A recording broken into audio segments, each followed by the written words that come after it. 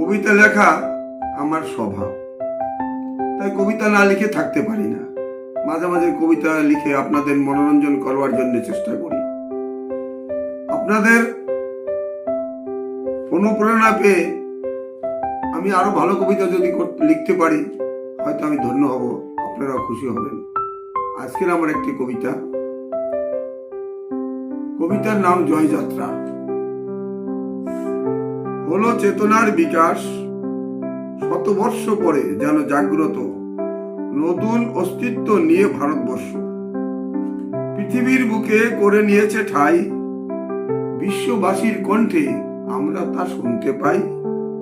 হিন্দুর মিলন যজ্ঞ, ভারতীয়রা আজ মহান।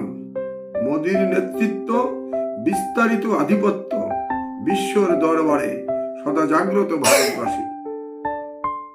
পায় সম্মান, আছে স্বাভিমান ভারতবাসীর, গৌরবের ইতিহাস রয়ে যাবে।